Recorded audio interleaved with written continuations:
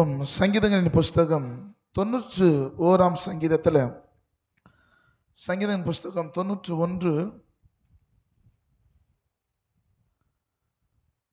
14 வசனத்தை வாசிக்க கேட்போம். அவன் என்னிடத்தில் வாஞ்சையாய் இருக்கிறபடியால் அவனை விடுவிப்பேன்.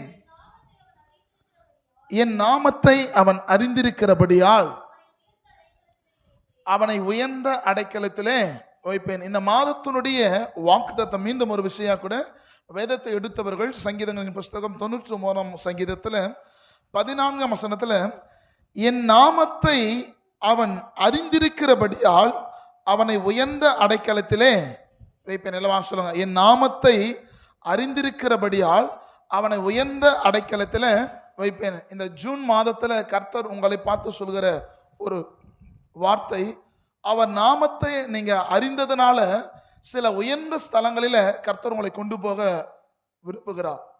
அந்த நாமத்தை நீங்க அறிக்கை பண்ண உங்க வாழ்வில் காணப்படுகிற பல தடைகளை கர்த்தர் நிர்மூலமாக்குவார், பல தடைகளை கர்த்தர் உடைப்பார். அந்த நாமத்திற்கு இயற்கைக்கு மேற்பட்டதான அற்புத அடையாளங்கள் உடைய நாமம் அது இயேசு கிறிஸ்துவினுடைய நாமம். அல்லேலூயா.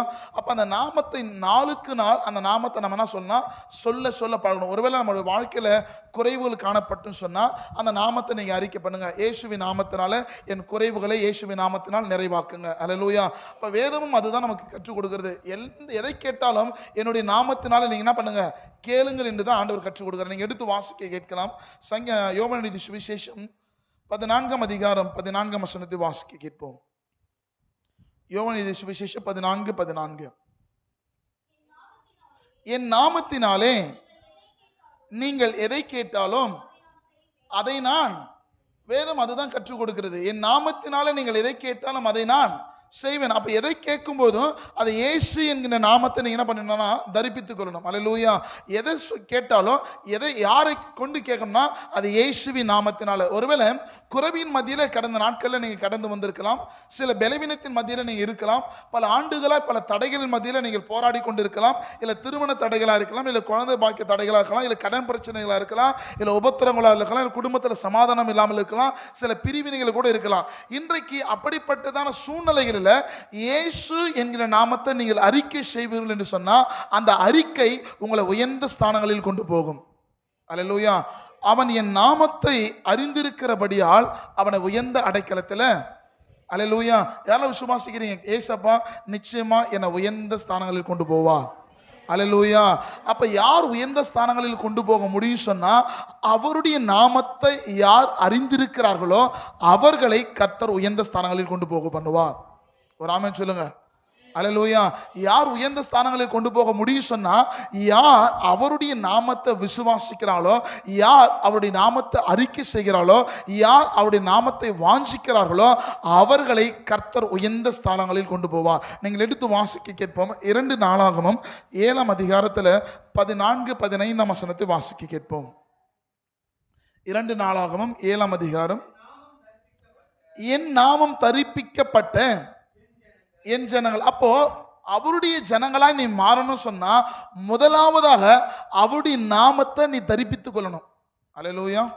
நீ கிறிஸ்துவன் அப்படின்றதுக்கு எது அடையாளம்னா நான் கிறிஸ்துவுடைய நாமத்தை உடையவனா இருக்கேன், அவருடைய நாமத்தை நான் விசுவாசிக்கிறேன், அந்த நாமத்தை நான் அறிக்கை செய்கிறேன், அந்த நாமத்தை நான் பிரகடனப்படுத்துறேன், அந்த நாமத்தை எல்லா ஜாதிகளுக்கு முன்பதாக நான் அறிவிப்பேன். அப்போ அந்த நாமம் என்ன ஆகும் சொன்னா என் நாமம் தரிக்கப்பட்ட என் ஜனங்கள். அப்போ உனக்கு கிறிஸ்துவனுடைய நாமம் உனக்குள்ள இருக்குன்னா நீ யாருடையவன்னு சொன்னா அவருடைய பிள்ளையா நீ மாற்றப்படுகிறாய். யாருடைய பிள்ளையா மாற்றப்படுறீங்க?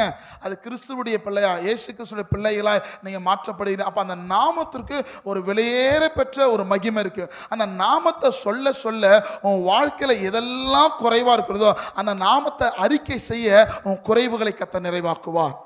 அல்லேலூயா. என் நாமத்தை அவன் அறிந்திருக்கிறபடியால் அவனை உயர்ந்த அடைக்கலத்தில், யாரும் விசுவாசிக்கிறேன் இந்த மாதத்துல அந்த நாமத்தை நான் அறிக்கை செய்ய போறேன், அந்த நாமம் என்னை உயர்ந்த ஸ்தானங்களில் கொண்டு போகும். அல்லேலூயா. வாசிக்க முதலாவது காரியம், நாமம் தரிக்கப்பட்டாதான் நீ தேவ ஜனம் என்று எண்ணப்படும். நாமம் தரிக்கப்படாத எந்த பிள்ளைகளையும் தேவ ஜனம் என்று என்ன பண்ண மாட்டாங்க, கருத முடியாது. நம்ம ஜெபிக்கும் போது இயேசுவின் நாமத்தினால ஜெபிக்கிறேன், இயேசுவின் நாமத்தினால கேட்கிறோம் அப்படின்னு எல்லாமே எதை சார்ந்து நம்ம ஜெபிக்கணும் சொன்னா இயேசுவின் நாமத்தை. அல்லேலூயா. உங்க வாழ்க்கையில் எந்த கடினமான சூழ்நிலை மத்தியில நீங்க கடந்து போயிருந்தாலும் இல்ல கடந்து கொண்டு இருந்தாலும் இயேசுங்கிற நாமத்தை நீங்க அறிக்கை செய்ய செய்ய அந்த வல்லமையில ஒரு பெருத்த ஒரு நன்மை உங்களால் பார்க்க முடியும். நீங்க எடுத்து வாசிக்கலாம். மீண்டும் 14ஆம் வசனம் வாசிங்க. 7:14. என் நாமம் தரிக்கப்பட்ட என் ஜனங்கள் தங்களை தாழ்த்தி ஜெபம் பண்ணி, முதலாவதாக தேவ ஜனத்தினுடைய குவாலிட்டி, தேவ ஜனத்தினுடைய தகுதினா யாருக்குள்ள நாமம் தரிப்பிக்கப்பட்டிருக்கிறதோ அவர்கள் தேவ ஜனமா எண்ணப்படுவார்கள். அல்லேலூயா. யாருக்குள்ள நாமம் தரிப்பிக்கப்பட்டிருக்கிறதோ நாமம், அப்ப எல்லா சூழ்நிலையிலும் நான் ஏசப்பா நம்பி இருக்கிறேன், அவர் தான் என்னுடைய துணை, அவர் தான் என்னுடைய கேடகம், அவர் எல்லாம் நான் இல்லை, எனக்கு பலன் கொடுக்கிறாரு, எனக்கு ஜீவன் கொடுக்கிறாரு. சில இடத்துல நான் விழுந்து போனது உண்மைதான், ஆனா ஆண்டோடைய நாமத்தினால ஆண்டோடைய பலத்தால் நடக்குன்னு ஒவ்வொரு முறையும் நீங்க சொல்றீங்க பாத்தியா, இது யார் சொல்ல முடியும்னா அவருடைய ஜனமா இருக்கிறவர்கள் தான் அவருடைய நாமத்தை சொல்ல முடியும். அல்லேலூயா சொல்லுங்களேன்.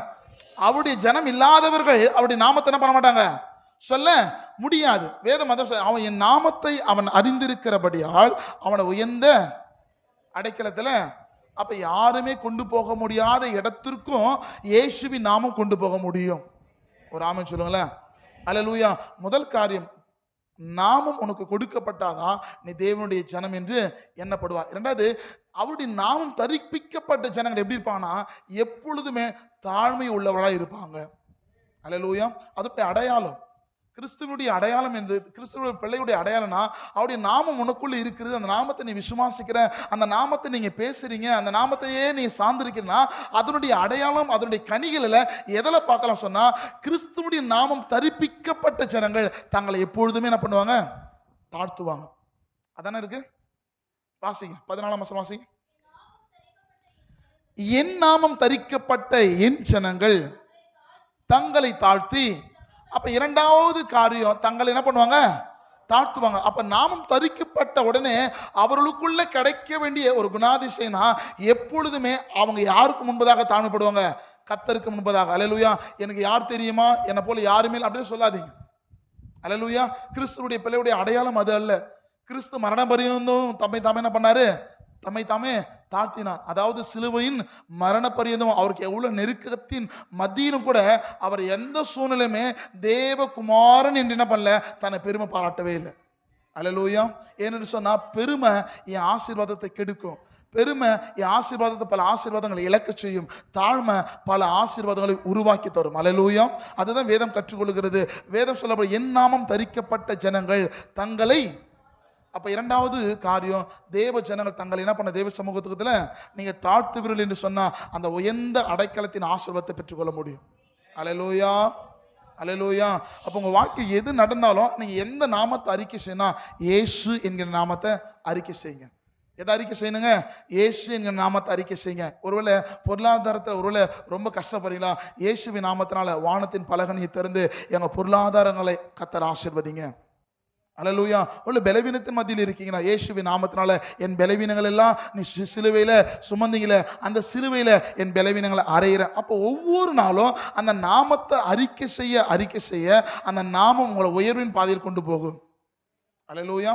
அப்ப முதல் சொன்ன அவருடைய நாமம் தரிப்பிக்கப்பட்டாதான் நீ யாராக மாற முடியும், அவருடைய ஜனமா மாற முடியும். அப்ப தேவ ஜனத்துக்குள்ள நாமம் கொடுக்கப்பட்டா அவங்க எப்படி இருப்பாங்க சொல்றேன். இரண்டாவது அவங்களுடைய குணாதிசயங்கள், தங்களை எப்பொழுதுமே தாழ்மையா இருங்க. அது பெருத்த ஆசீர்வாதம். நிறைய இடத்துல நம்ம தாழ்மை இல்லாத நிமித்தமாக தான் பிசாசானவன் சில இடத்துல எரிச்சல்கள், கோபங்கள், சில பகைகளை உருவாக்குறதுனுடைய காரணமே நமக்குள்ள தாழ்மை இல்லாத ஒரு பெருமையில கொண்டு வருது. விளைவுதான் கடவுள் எனக்காக வைக்கப்பட்டிருக்கிற ஆசீர்வாதங்களை பெற்றுக்கொள்ளவே முடியல. அல்லேலூயா. அப்ப கிறிஸ்துவனுடைய நாமம் ஒரு மனுஷனுக்கு தரிப்பிக்கப்பட்டிருக்கிறதுனா அவனுக்குள்ள எதை பார்க்க முடியும்னு சொன்னா தாழ்மையை பார்க்க முடியும். என்ன பண்ண முடியும், சத்தமா சொல்லுங்களேன். அப்ப கிறிஸ்தவர்களுக்குள்ள ஒருவருக்குள்ள நம்ம எப்படி இருக்கணும், தாழ்மையா இருக்க கற்றுக்கொள்ளுங்க. வானத்தின் வாச சபை மக்கள் எப்படி இருக்கணும், ஒருவருக்குள்ள சபையில மாத்திரமல்ல, குடும்பத்தில் மாத்திரமல்ல, நீங்க எங்கெல்லாம் பழகுறீங்களோ அங்க தாழ்மை வெளிப்படுத்தணும். அல்லேலூயா. அல்லேலூயா. உங்களை எவ்வளவுதான் பகஞ்சாலும், உங்களை எவ்வளவுதான் தீமை செஞ்சாலும் அந்த தீமையின் மத்தியில நீங்க தாழ்மையா இருக்க கற்றுக்கொள்ளுங்க. அந்த தாழ்மையில பெருத்த ஆசீர்வாதங்களை கத்து கொடுப்பா. அல்லேலூயா. அப்ப முதல் சொல்றேன், அவருடைய நாமம் உங்களுக்கு கொடுக்கப்பட்டா நீங்கள் யாரை மாறீங்க, அவருடைய ஜனங்களா மாறுங்க. அப்ப அவருடைய ஜனங்களா நீங்க மாறிட்டீங்கன்னு சொன்னா நீங்க எப்படி நடந்து கொள்வீங்க? தாழ்மை உள்ள. மூன்றாவது ஒரு காரியம் வாசிக்கலாம், வாசிங்க. மூன்றாவது ஒரு காரியம் வாசிங்க. என்ன பண்ணுவாங்க? அப்ப அவருடைய நாமம் தரிப்பிக்கப்பட்ட ஜனங்கள் என்ன பண்ணுவாங்கன்னா ஜெபிப்பாங்க. என்ன பண்ணுவாங்க? இந்த மாதத்துல நீங்க அறிக்கை பண்ணுங்க, நான் ஒவ்வொரு நாளும் ஜெபிப்பேன். அல்லேலூயா. ஒழுங்கு ஜெப ஜீவியம் குறைஞ்சிருக்கா? என்னைக்கு நான் டிசைட் பண்ண, ஆண்டவரே எனக்கு உம்முடைய நாமம் கொடுக்கப்பட்டிருக்க, உம்முடைய ஜனமா இருக்கிறேன், நான் தாழ்த்துறேன், இன்றைய நாள்ல நான் அறிக்கை செய்றேன், நான் ஜெபிப்பேன். அல்லேலூயா. நாமம் தரிப்பிக்கப்பட்ட ஜனங்கள் ஜெபிக்காம இருந்தா அது ஒரு சாபம். அல்லேலூயா.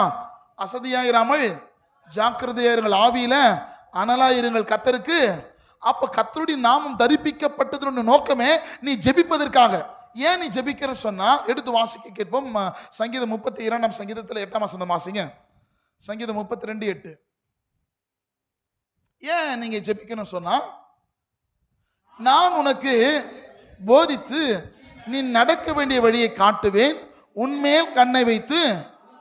அப்ப ஆலோசனை எங்க கொடுக்க முடியும் சொன்னா, நீ தேவ சமூகத்துல உன்னை தாழ்த்தி அவர் சமூகத்தில் நீ ஜெபிக்கும் பொழுது அவர் பாதையில உன்னை அவர் நடத்துவார். யார்களை விளங்குதுங்க? அவர் ஜனமா இருப்பது முக்கியமல்ல, அவர் ஜனமா இருக்கிறவர்கள் அவர் சத்தத்தை கேட்டு அவர் பாதையில் நடப்பதுதான் ஆசீர்வாதம். யார்களை விளங்குதுங்க? நம்ம ஜனமா இருப்பதனுடைய அடுத்த நிலை என்னன்னா, நான் ரெண்டாவது சொன்னேன், நாமம் கொடுத்தாதான் யாரு? தேவன் வாய் திறந்து சொல்லுவோம், நாமம் கொடுக்கப்பட்டதான். அப்ப அந்த நாமத்தை யார் சொல்லுவான்? அவருடைய ஜனம் அவருடைய நாமத்தையே சொல்ல முடியும். அல்லேலூயா. யார்களை விளங்குதுங்க? உயர்ந்த ஸ்தானங்களிலே நீங்க போகணும் அப்படின்னு சொன்னா நான் அவருடைய நாமத்தை அறிக்கை செய்யணும். அல்லேலூயா. சிலரெல்லாம் என்னால் எல்லாம் முடியும், எனக்கு யார் தெரியுமா அப்படின்னாலும் சொல்றதெல்லாம் இதெல்லாம் அறவே கண்ணா இருக்கும், அதெல்லாம் இன்னும் வேவலை. அல்லேலூயா. அப்படிப்பட்ட நபரோடு கூட நீங்க உறவுகளை வச்சுக்காதீங்க. எனக்கு எல்லாமே தெரியும், என்னால் முடிஞ்சிடும் அப்படின்னு தன்னை குறித்து மேன்மை பாராட்டுகிற எவனும் தேவனுடைய பார்வையில் ஆசீர்வதிக்கப்பட்டவன் அல்ல. யார்களை விளங்க? விசுவாசமான வார்த்தை பேசுவது வேறு, தனக்கணம் கொண்டு பேசுகிற வார்த்தை வேறு. அல்லேலூயா. யாரெல்லாம் இருக்கீங்க? ஒரு ஆமென் சொல்லுங்களேன். தேவ பிள்ளைகள் எப்பவுமே தெளிந்த புத்தி உள்ளவர்களா இருக்கணும். எப்படி இருக்கணும்? வாய் தர சொல்ல எப்படி இருக்கணும்? அதாவது இப்ப நம்ம ஒரு ஒரு பொருள் கொடுக்குறோம் அப்படின்னு சொன்னா தனக்கு வைத்துக் கொள்கிறோமோ இல்லையோ பிறர் கொடுக்கிறது தான் ஆசீர்வாதம். நான் சொல்றது உங்களுக்கு புரியுதா? அதை எப்போ நம்ம பழகுனா அவர் ஜனமா இருக்கும்போது தான் அதை உங்களுக்கு போதிப்பா. யாருக்கு விளங்குதுங்க? எனக்கு நம்ம எடுத்து வைப்பதை விட பிறருக்கு கொடுக்குற எண்ணம் எப்போ வரும்னா அவர் ஜனமா நீ எப்போ மாறி அப்பதான் அந்த எண்ணத்தை உனக்கு ஏற்படுத்துவா. அல்லேலூயா. அப்ப கிறிஸ்துவ ஜீவியத்துல தெளிந்த புத்தி உள்ளவர் ரொம்ப ரொம்ப அவசியம். எப்படி இருக்கணுங்க? சத்தமா சொல்லுங்க, எப்படி இருக்கணும்? இப்படியா கூட ஒரு ஊழியக்காரர் சொன்னா ரொம்ப எனக்கு பிரயோஜனமா இருந்தது. ஒரு கிறிஸ்தவ மீனவன் மீன் பிடிப்பதற்காக அவன் கடலுக்கு போய் அவன் வெகு நேரமா மீன் பிடிக்கிறான். வலைகளை போடும்போது இதுவரையிலும் அவன் பார்த்திராத ஒரு விசித்திரமான ஒரு மீன் அவனோட வலைக்குள்ள கிடைக்குது. இதுவரையிலும் அந்த மீனை போல அந்த மீன் பார்க்கும்போது ரொம்ப ரொம்ப வித்தியாசமா இருக்குது, அது ரொம்ப அழகா இருக்குது. அவன் அதை பார்த்த உடனே ரொம்ப இவ்வளோ நேரம் நம்ம கஷ்டப்பட்டு நம்ம பிரயாசப்பட்டோம், ஆனால் ஒரு மீன் மாட்டினாலும் அந்த மீன் எப்படியா இருக்குது? ரொம்ப வித்தியாசமான மீனாக இருக்குது. இந்த மீனை நம்ம எடுத்துகிட்டு போய் யார்கிட்ட கொடுக்கலாம்? ராஜா கிட்ட கொடுக்கலாம். ஏன்னா இது ரொம்ப ரொம்ப பார்க்கும்போது ரொம்ப அழகா இருக்குது, ரொம்ப வித்தியாசமான மீனா இருக்கிறதுனால இந்த மீனை கொண்டு போய் யார்கிட்ட கொடுக்கலாம்னு நினைக்கிறான்? ராஜா கிட்ட கொடுக்கலான்ட்டு அந்த மீனை என்ன பண்ணா பிடிச்சு ஒரு ஒரு ஒரு ஒரு பாத்திரத்தில் தண்ணி ஊற்றி அந்த கடல்ல இருந்து என்ன பண்ணா உயிரோடு கூட என்ன பண்ணாரு அந்த மீனை கொண்டு வந்து ராஜா கிட்ட கொடுக்குறாரு. ராஜா கிட்ட அந்த மீன் கொடுக்கும்போது ராஜா பார்க்குற, என்னப்பா அந்த மீன்? இல்லை ராஜாவே, இந்த மீனை என்னுடைய வலையில போடும்போது இந்த மீன் எனக்கு மாட்டிச்சு, இது பார்க்கும்போது ரொம்ப அழகா இருந்தது, இது வித்தியாசமா இருந்ததுனால இந்த வித்தியாசமா இருக்கிற இந்த மீனை ராஜாவா இருக்கிற உங்ககிட்ட கொடுக்கணும்னு ஆசைப்பட்டேன், அதனால தான் நான் பிரியாணப்பட்டு ஆசைப்பட்டு இந்த மீனை வந்து உங்ககிட்ட கொடுக்குற சொல்லிட்டு அந்த மீனை கொடுத்துட்டான். கொடுத்துட்டு உடனே ராஜாவுடைய இருதயம் பூரிப்பாச்சு. நம்மளுக்காக இப்படிப்பட்ட ஒரு நம்மளை நேசிக்கிற ஒரு ஜனம் இருக்கிறானா, நமக்காக ஒரு வித்தியாசமான ஒரு மீனை கொண்டு வந்தான்னு சொல்லிட்டு அந்த மீனை கொடுத்த உடனே ராஜா வாங்கி உடனே சந்தோஷம் தாங்க முடியாம என்ன பண்ணானா 1000 பொற்காசுகள் எடுத்து என்ன பண்ணானா, யார் கொடுத்தான்? மீனை கொடுத்தான் பாத்தியா, அவனுக்கு கொடுத்துட்டார். கொடுத்துட்டு உடனே இந்த 1000 பொற்காசுகளை வாங்கிட்டு இவர் அந்த அரண்மனை விட்டு வெளியே கூட போல. இந்த விஷயம் ராணிக்கு தெரிஞ்சிச்சு. என்ன தெரிஞ்சிச்சு? ஒருத்தர் மீனை கொடுத்தாரு, ராஜா என்ன பண்ணிட்டாரு? 1000 பொற்காசுகளை கொடுத்துட்டாரு. அப்படின்னு ராணிக்கு கோவம் வந்தானே, நீ எப்படி 1000 பொற்காசுகளை கொடுத்த? இந்த மீனுக்கு 1000 பொற்காசு கொடுத்த, அந்த 1000 பொற்காசு நீ வாங்க திரும்ப அப்படின்னு 1000 பொற்காசுகள் வாங்க. உடனே ராஜா சொன்னாரா, அம்மா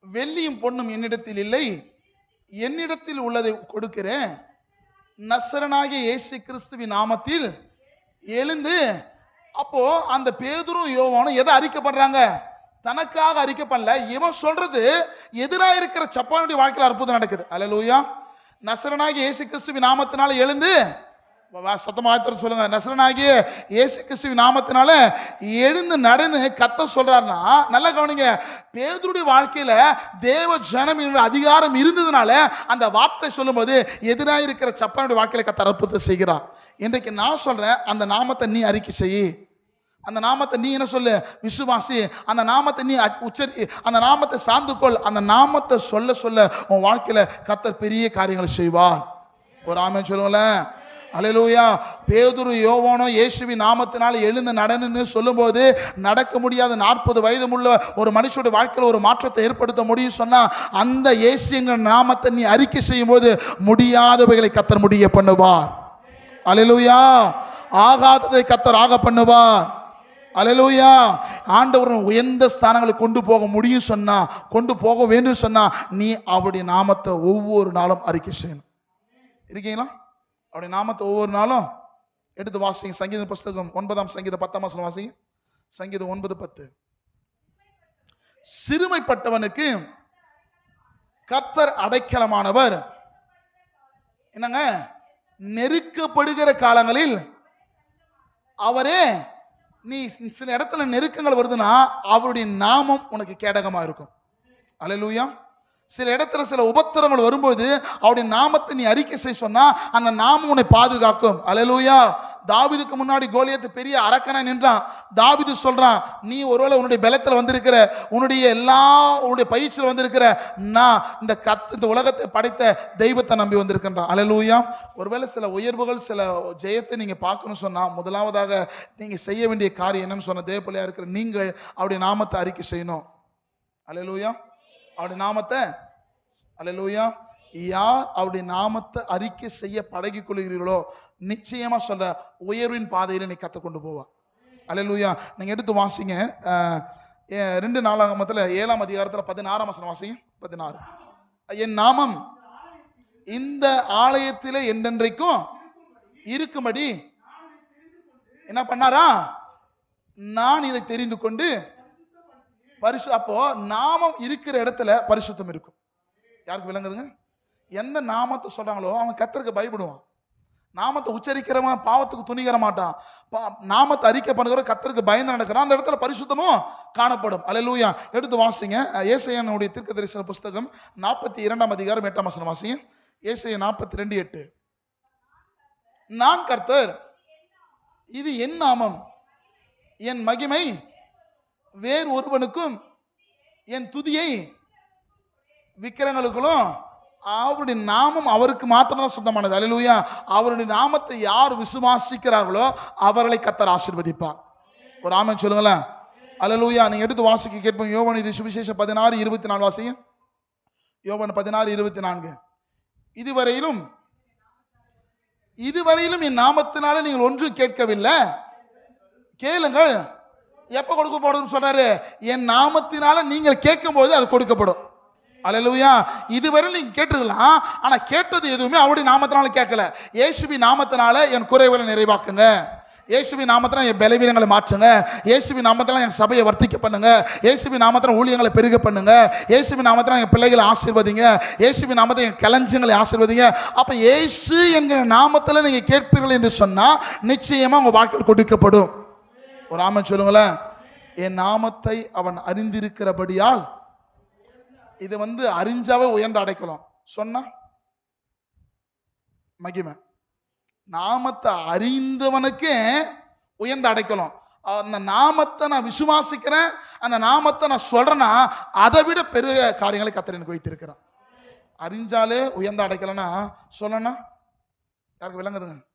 சொன்ன என்ன நடக்குன்னா, பேதுரு யோவான 40 ஆண்டுகளாய் நடக்க முடியாதவனை பார்த்து நசரனாகி இயேசு கிறிஸ்துவின் நாமத்தினால் எழுந்து நட சொல்லி ஒரு அதிகாரத்தை பேதுருக்கு யோவானுக்கு கர்த்தர் கொடுக்க முடியும்னா அவரை விசுவாசிக்கிற பிள்ளைகளுக்கு கர்த்தர் கொடுப்பார்.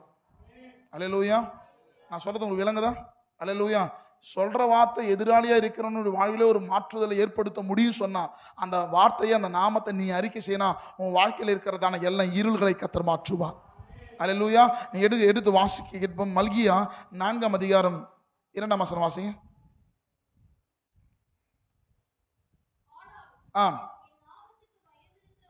என் நாமத்திற்கு, அந்த நாமம் கொடுத்தப்பட்டவங்க யாருக்கு பயந்திருப்பாங்க? கர்த்தருக்கு. யாருக்கு விளங்குதுங்க? கர்த்தருக்கு பயப்படுதல் ஞானத்தின். கர்த்தருக்கு பயப்படுறவர்களுக்கு தம்முடைய தெரிந்து கொள்ளப்பட்ட வழியை என்ன பண்ணுவாரு? போதித்து காண்பிப்பார். அல்லேலூயா. அப்ப தேவ பிள்ளைகளே, நாமம் தரிப்பிக்கப்பட்டவன் யாருக்கு பயப்படுவான்? யார் சொல்லுங்க? அப்ப கர்த்தருக்கு எவன் ஒருத்தர் பயப்படுறானோ அவன் எந்த சூழ்நிலையிலுமே கர்த்தருக்கு விரோதமான காரியம் செய்ய மாட்டான். யாருக்கு விளங்குதுங்க? மீன் வாசிங்க, 4:2 வாசிங்க. ஆனாலும் என் நாமத்திற்கு என்னங்க? அப்ப நாமத்தை ஒருத்தர் அறிக்கை பண்றானா அவனை அறியாம கர்த்தருக்கு பயப்படுகிற பயம் அவனுக்குள்ள வந்துடும். அதனாலதான் சொல்றேன், நாமத்தை அறிகிறவனுக்கே உயர்ந்து அடைக்கிறான்னா நாமத்தை சொல்ற எனக்கு அதை விட பல மடங்கு கர்த்தரை ஆசீர்வதிப்பாரு. அல்லேலூயா சொல்லுங்கள. என் நாமத்தை கேட்கிறவங்களுக்கே பாருங்க, 40 ஆண்டுகளா ஒரு காரியம் செய்யாதவனுடைய வாழ்க்கையில நாமத்தை கேட்டா அவன் வாழ்க்கை மாறிச்சு. இப்ப இந்த நாமத்தை சொல்லு, உன் வாழ்க்கை மாறும். யாருக்குள்ள விளங்குதுங்க? நாமத்தை சொல்லி பழகி கொள்ளுங்க, கர்த்தர் பெரிய காரியங்களை கர்த்தர் செய்வா. அல்லேலூயா. எடுத்து வாசி மீண்டும் ஒரு விஷயம் கூட. சங்கீத புஸ்தகம் 91ஆம் சங்கீதம் 14ஆம் வசனம். அவன் என்னிடத்தில் வாஞ்சியா இருக்கிறபடியால், இந்த மாதத்தினுடைய வாக்குத்தத்தம் என்னங்க? என் நாமத்தை அவன் அறிந்திருக்கிறபடியால், நான் அறிந்திருக்கிறவன் அல்ல, நான் பயன்படுத்துகிறவன். ஒரு ஆமென் சொல்லுங்க. நாமத்தை அறிந்தது வேறு, நாமத்தை அறிந்த நான் இனி ஒரு நாட்களை நான் பயன்படுத்துகிறவனாய் மாற்றுவேன். அல்லேலூயா. பேதுரும் யோவானும் நாமத்தை அறிஞ்சிட்டான். இயேசு நாமத்தை சொன்ன அற்புதம் நடக்கும். இப்போ அந்த நாமத்தை அவன் அறிக்கை செய்யும் போது அவன் சுற்றி இருக்கிற இடத்துல அற்புதங்கள் நடக்குது. அல்லேலூயா. இப்போ அறிஞ்சு நீ அந்த நாமத்தை பிரகடனப்படுத்து, அந்த நாமத்தை சொல்லு, அந்த நாமத்தில் கேளு. உன் குடும்பத்துக்காக ஜெபம் பண்ணு, பெற்றோர்களுக்காக ஜெபம் பண்ணு. அந்த நாமம் முடியாதவைகளை முடிய பண்ணும். அல்லேலூயா சொல்லுங்களேன். அல்லேலூயா. இதுவரையிலும் என் நாமத்தில் நீங்க எதை கேட்கல, இப்ப கேளு, நான் உனக்கு கொடுப்பேன். அவ சொன்னா நிச்சயம் செய்வா. அல்லேலூயா. அவருடைய நாமத்தை பிரஸ்தாபப்படுத்துகிற எந்த ஸ்தானத்திலும் நான் உன்னை ஆசீர்வாதம். எந்த ஸ்தானத்துல நீ வேலை செய்யலாம், இல்ல நெருக்கத்தின் மத்தியில் இருக்கிறான், அந்த இடத்துல அவருடைய நாமத்தை உச்சரி, அந்த நாமத்துல அந்த இடத்துல தேவன் மகிமைப்படுவார். உனக்கு விரோதமாக எத்தனை பேர் எத்தனை விதமாக எழும்பினாலும் அவர் நாமம் உனக்குள்ள இருக்குன்னு சொன்னா, அந்த நாமத்தை அறிக்கை பண்ணுவேன்னு சொன்னா, அந்த நாமம் எல்லாவற்றிலும் உன்னை பாதுகாக்கும். யார் விசுவாசிக்கிறீங்க? என் நாமத்தை அவன் அறிந்திருக்கிறபடியால் அவனை உயர்ந்த அடைக்கலத்துல, யார் விசுவாசிக்கிறீங்க? ஏசப்பனை உயர்ந்த அடைக்கல வாய் தருங்க. அல்லேலூயா. வாசிக்கலாமா? என் நாமத்தை வாசிங்க எல்லாரும். என் நாமத்தை அவன் அறிந்திருக்கிறபடியால் அவனை உயர்ந்த அடைக்கலத்திலே, சில உயர்ந்த ஸ்தானங்களில கர்த்தர் உங்களுக்கு கொண்டு போவார். சில ப்ரமோஷன்களை கர்த்தர் கொடுப்பார். இதுவரையிலும் பார்த்துடாத சில இன்சார்ஜ்களை கர்த்தர் உங்ககிட்ட கற்றுக் கொடுத்துருவார். அல்லேலூயா. ஏன்னா அவருடைய நாமம் உனக்குள்ள தரிப்பிக்கப்பட்டது சொன்னா நீ அதே இடத்தில் இருப்பது அல்ல, அடுத்த நிலைக்கு உன்னை அந்த நாமம் கொண்டு போகும். யார் விசுவாசிக்கிறீங்க? என்னை கர்த்தர் உயர்த்துவாரு. யாரும் விசுவாசிக்கிறீங்க? நெருக்கத்தில் இருக்கலாம், போராட்டத்தில் இருக்கலாம், அந்த போராட்டத்தில் இயேசு என்கிற நாமத்தை அறிக்கை பண்ணு, அந்த நாமம் உன்னை உயர்வை கொண்டு போகும். அல்லேலூயா. விசுவாசிக்கலாம். இந்த மாதத்தில் பல உயர்வுகளை கர்த்தர் உங்கள் வாழ்க்கையில் கொடுப்பதற்கு உண்மையுள்ளவராக இருக்கிறார். நம்ம யாவருமாய் இருக்கிற கண்களை முடியும். அன்புள்ள இயேசு சாமி, உம்மை நன்றியோடு ஸ்தோத்தரிக்கிறோம், துதிக்கிறோம்.